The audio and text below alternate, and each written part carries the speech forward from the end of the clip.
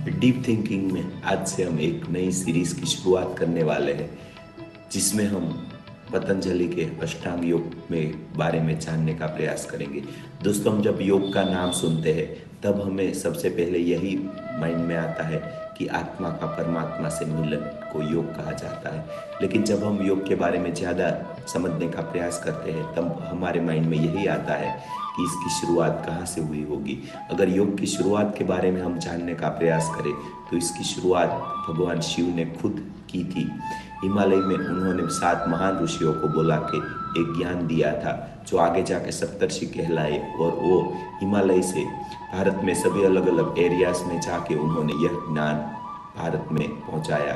लेकिन धीरे धीरे हम जो ये ज्ञान था, योग का जो ये महान परंपराएं थी, उसको भूलते गए।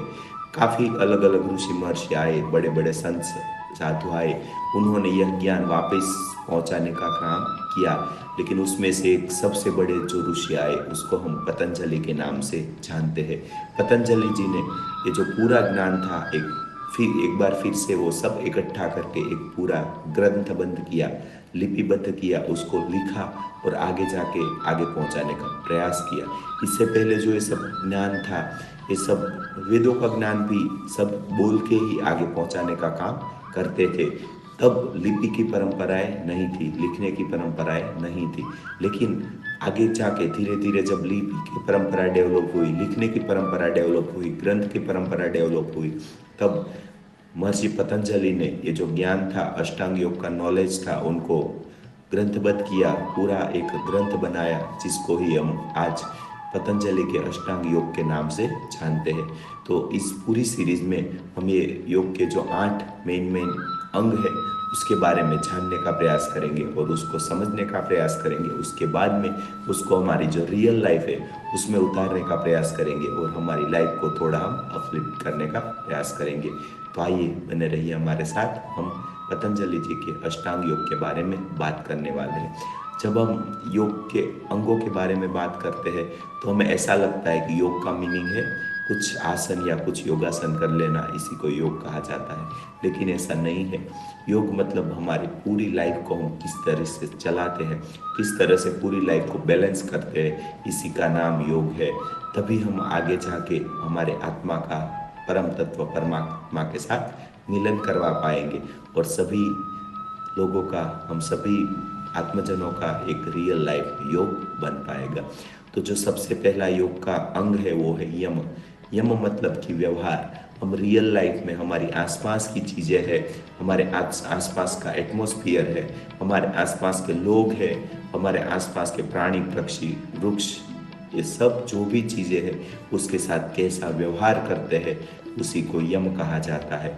दूसरा है नियम। हम खुद के साथ कैसा व्यवहार करते हैं, हम खुद को कितना डिसिप्लिन में रखते हैं, इसको कहा जाता है नियम। कुछ ऐसे नियम बनाने पड़ते हैं कि खुद को डिसिप्लिन में रख सके।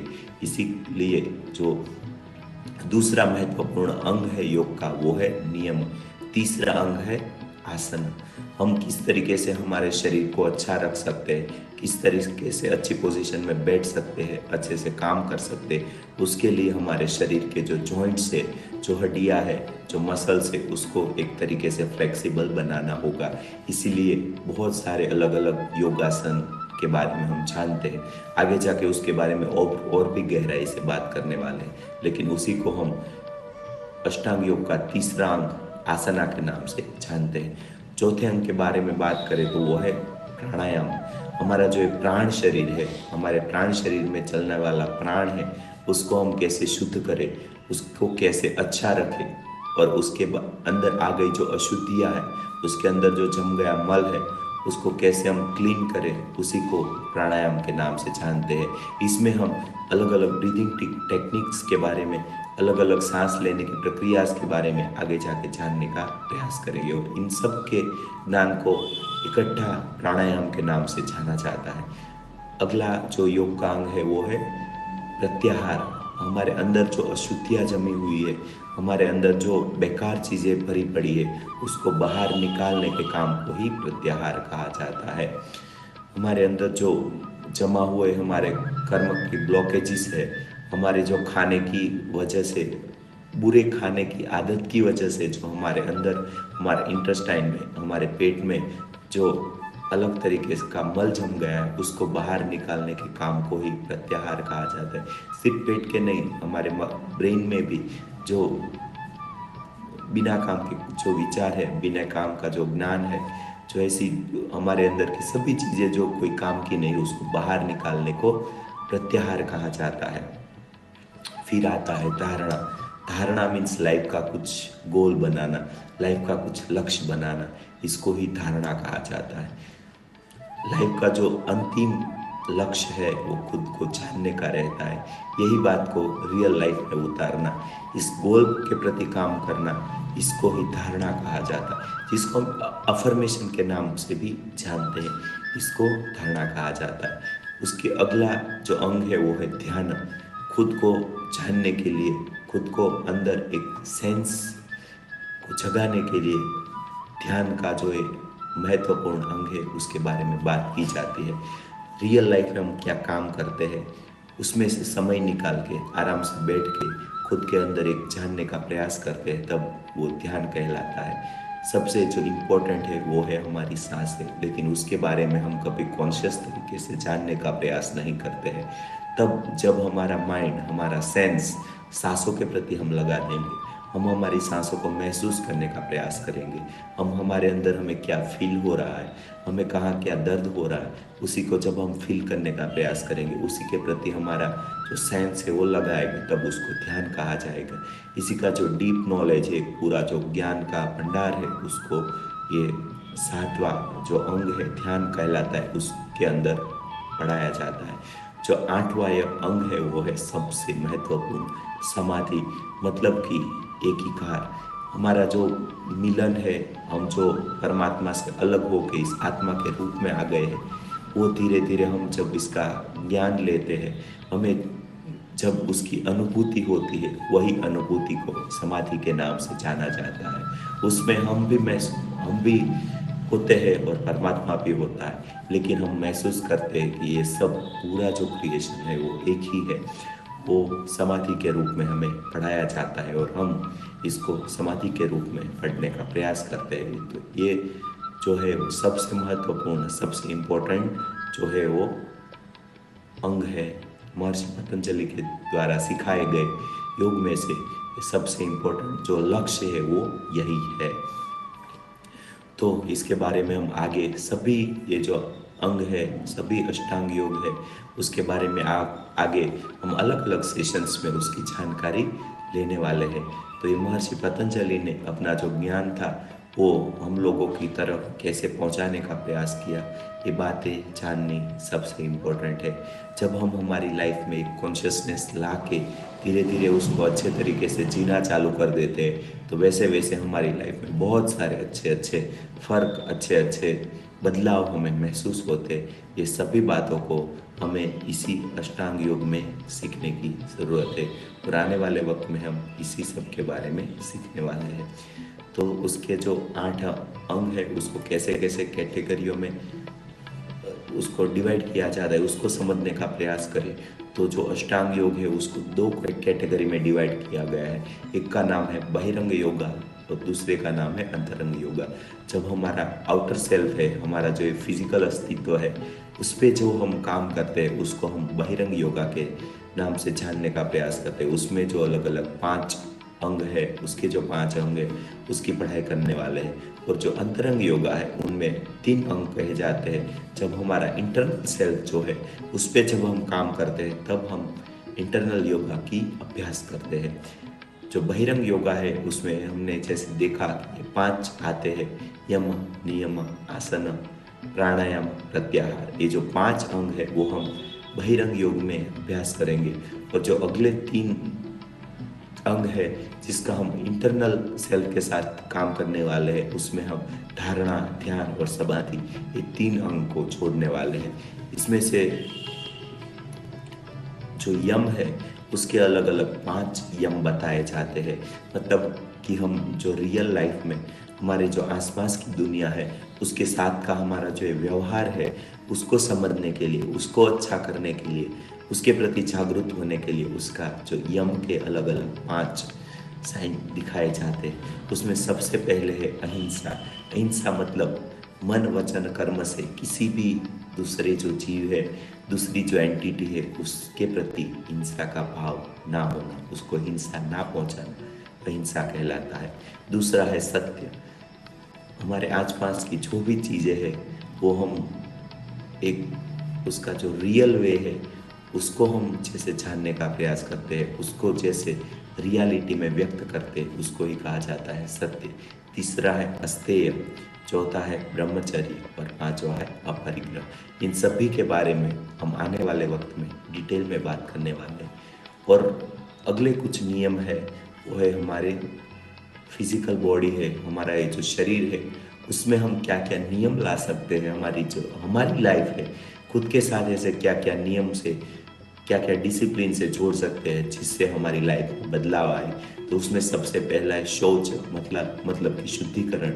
जो खुद का और खुद के घर, खुद की जो जो चीज़ें रहती है उसका हम किस तरीके से शुद्धिकरण से उसको रखा जाए कि वो हमें एक अच्छा रिजल्ट दे, हमारी लाइफ को एक अच्छा बनाए। तो उसके लिए सबसे पहले है शौच। हम पानी से नहाते हैं, पानी से हमारी आसपास की चीज़ें हैं, हमारा घर है, हमारी गाड़ी है, हमारी जो जो चीज़ें रहती है उसको हम साफ करते हैं, वही शौच में आता है। दूसरा है संतोष, मतलब कि लाइफ में हमें जो भी मिलता है, जो भी हमें अच्छा मिलता है, बुरा मिलता है, वो सब बातों से फिर भी एक खुश रहने का जो तरीका है उसको संतोष बोला जाता है। फिर है तप। हमारे खुद के अंदर एक कुछ ऐसे काम होते हैं जो हमें अच्छे नहीं लगते हैं, लेकिन फिर भी हमें जो करना अच्छा नहीं लगता है फिर भी हम वो करते हैं और वही बन जाता है तप। और अगला जो उसका है वो है स्वाध्याय। खुद के साथ एक खुद के बारे में जानने का प्रयास करना, अलग अलग जो बुक्स है, अलग अलग ग्रंथ है, उसको जानने का प्रयास करना और उस सब का जो नॉलेज है उस नॉलेज को इकट्ठा करके खुद के बारे में जो जानने का प्रयास है, जो स्व का अध्याय है, वही कहलाता है स्वाध्याय।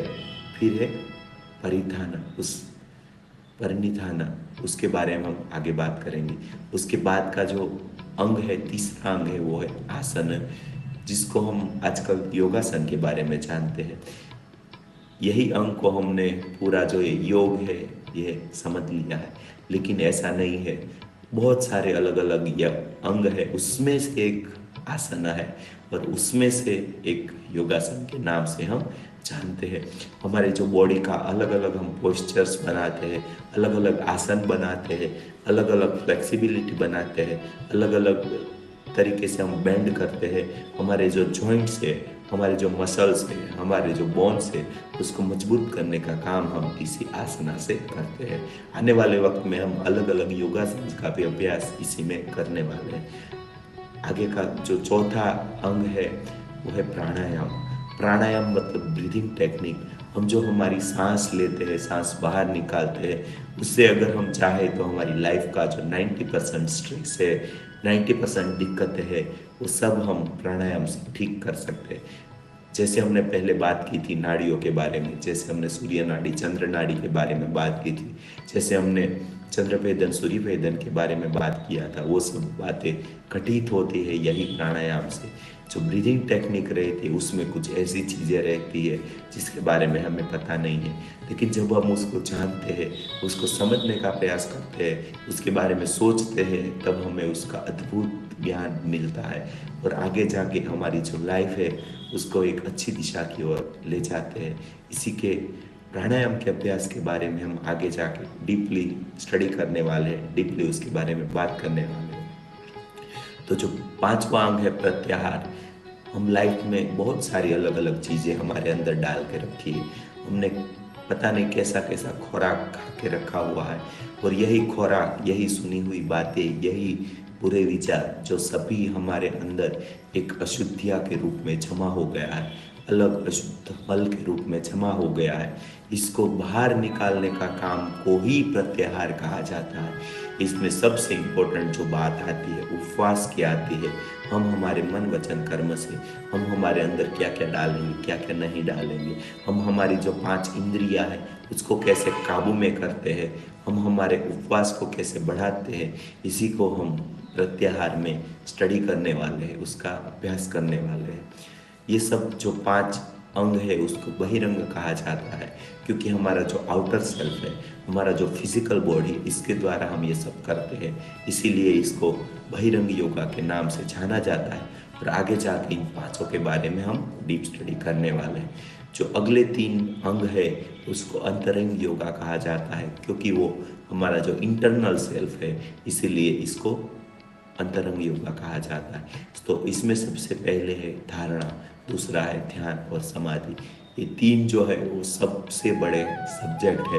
जितना पूरा ये जो मेडिकल साइंस है, वो एक पूरे मेडिकल साइंस में जितना नॉलेज नहीं है उससे कहीं गुना ज़्यादा ये तीनों जो अंग है वो एक एक अंग में उससे ज़्यादा नॉलेज बढ़ा जाता है। जब हम लॉ ऑफ अट्रैक्शन के बारे में बात करते हैं तब हम ये धारणा के बारे में बात करते हैं। दोस्तों, हमने आजकल की जब मॉडर्न युग है, जो मॉडर्न वर्ल्ड है, उसमें हम ये सब बड़ी बड़ी बातें करते हैं, लॉ ऑफ अट्रैक्शन वगैरह, लेकिन ये सब चीज़ों के बारे में हमारे जो सनातन हिंदू धर्म में पहले बहुत सारे सालों पहले ये सब नॉलेज दे दिया गया था। लेकिन वो नॉलेज धीरे धीरे हमने भुला दिया, उसके बारे में हमने बात करना बंद कर दिया। हमारे जो अच्छे अच्छे जो गुरुकुल थे उसको तोड़ दिया गया। उसको जो बाहर से आने वाली जो कुछ ऐसी शक्तियाँ थी जिसको ये सब अच्छा नहीं लगता था, जो सब इस दुनिया को एक अंधेरे की ओर धकेलना चाहते थे, इन सब लोगों ने मिलकर हमारा जो पूरा ज्ञान था ये सब नष्ट कर दिया। लेकिन ये हस्ती है ना कि मिटती ही नहीं। ये जो हमारा सनातन हिंदू धर्म है उसका जन्म कभी नहीं हुआ था, इसीलिए उसका मृत्यु भी होना तय नहीं है, उसका मृत्यु कभी नहीं होने वाला है। इसके लिए ये जो हमारा नॉलेज है, जो हमारा ज्ञान है, वो भी कभी मरने वाला नहीं है। तो ये जो हमारा ज्ञान है वो वापिस आजकल फिर से निकल के आ रहा है। जब अंग्रेज आए थे तब ये सब ग्रंथ उठा के वो वहाँ पे ले गए थे, और उन लोगों ने सालों तक, करीब 50-100 साल तक उन सभी के बारे में डीपली स्टडी किया, और उन सब को एक इंग्लिश लैंग्वेज में ट्रांसलेट करके ये सब बातों को फिर से दोहराने का प्रयास किया गया। लेकिन ये सब नॉलेज तो उनके पास था, लेकिन उसका जो वे ऑफ लाइफ है वो अलग था, इसलिए उनको इतना फ़ायदा नहीं मिला। वो ये सब नॉलेज था वो धीरे धीरे वापस इंडिया में पहुंच रहा है, वापस धीरे धीरे हम इसको अपना रहे हैं, और हमारा तो वे ऑफ लाइफ भी वैसा ही है। हम खुद के से ज़्यादा हमारे आसपास की चीज़ों को महत्व देते हैं। तो ये सब बातें हैं, वो सब इम्पोर्टेंट नॉलेज है, वो वापस अभी हमारे जो सनातन हिंदू धर्म के ग्रंथों में दिया गया था वापस अभी आजकल उग के आ रहा है। उसका फ़ायदा हमें आने वाले वक्त में मिलने वाला है। तो जो भी ये नॉलेज है वो हमारी रियल लाइफ में उतारने का प्रयास करें, उससे हम सोचने समझने का जो एक तरीका है उसमें बदलाव लाने का प्रयास करें, हमारी जो लाइफ है उसमें थोड़ी हम अच्छाई लाने का प्रयास करें। तो ये सब से हमें बहुत सारा बेनिफिट, बहुत सारा फ़ायदा मिलने वाला है। तो जो आने वाला वक्त है वो हमारे भारत देश का ही होने वाला है। जो बाहर के लोगों को, जिन लोगों ने सब नॉलेज को अपनी लाइफ में उतार के उसका जो इसको जीने का प्रयास किया, लेकिन वो लोग सक्सेस नहीं हो पाए, क्योंकि उसका जो कल्चर था, उसकी जो संस्कृति थी, उसका जो वे ऑफ लाइफ था वो एक तरीके से ठीक नहीं था। लेकिन हमारा जो वे ऑफ लाइफ है, हमने ये सब नॉलेज को तो भुला दिया, लेकिन अभी तक हमारी जो संस्कृति है, हमारा जो वे ऑफ लाइफ है, वो इसी नॉलेज के आसपास हम जी रहे थे। लेकिन फिर भी ये सब नॉलेज हमारी लाइफ में नहीं था। इसीलिए हमें जब ये नॉलेज मिलता है, जब हम इसके बारे में पढ़ाई करते हैं, तब हम इसको रियल लाइफ में जब एप्लीकेबल करने का प्रयास करते हैं, तब हमें पता चलता है कि ये तो हमें पहले से ही पता था, लेकिन इसको जो ज्ञान है वो हमें नहीं था, वो हमारे पास ये ग्रंथ है वो अवेलेबल नहीं।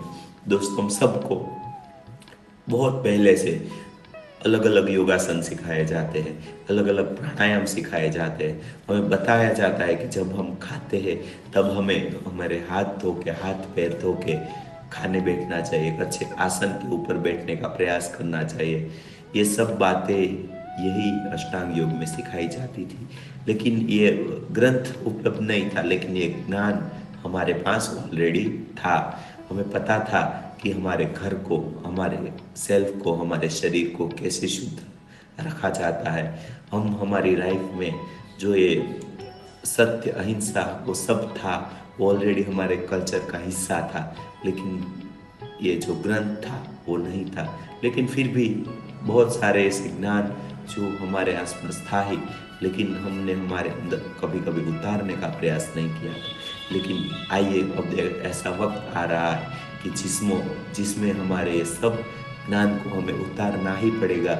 हमारा जो ये लाइफ है उसको अगर हमें बेहतरीन ढंग से, हमें अच्छे ढंग से जीना है, तो ये सब नॉलेज हमारे अंदर उतार के ही हम जी सकते हैं। तो आने वाले वक्त में हम सभी लोगों का लाइफ एक अच्छाई की ओर जाए, एक प्रकाश की ओर जाए, इसी के बारे में हम प्रयास करें। और आइए, हमारा और आपका सभी का जो लाइफ है उसको एक अच्छा बनाने के प्रयास के रूप में ये सभी नॉलेज है हम एक दूसरे को पहुंचाने का प्रयास करें। जितना नॉलेज मुझे आता है, जितना पढ़ाई मैं करता हूँ, जितना मैं सीखने का प्रयास करता हूँ, और मैं आपके तरफ पहुंचाने का प्रयास करूँ, और जितना आपको समझ में आए, आप क्या समझे, इन्हीं सब बातों को आप हमें कमेंट सेक्शन में ज़रूर बताएं। आपको क्या अच्छा लगता है, क्या अच्छा नहीं लगता है, क्या सीखते हैं और भी क्या सीखना चाहते हैं, ये सब बातें आप हमें कमेंट में बताएं। तभी आप और हम जुड़ पाएंगे, और आपको हम अच्छा अच्छा आगे भी यही सब ज्ञान दे पाएंगे। तो आइए, मिलके हमारे खुद को जानने के प्रयास में हम आगे बढ़ते हैं। और आपने मेरे इस सेशन को इतने प्यार से सुना, इतना वक्त मुझे दिया, उसके लिए बहुत बहुत धन्यवाद। Thank you so much. आपके अंदर बैठे हुए उस परम तत्व को मैं प्रणाम करता हूँ। कृपया मेरे प्रणाम स्वीकार करें। Thank you so much for your valuable time. Thank you.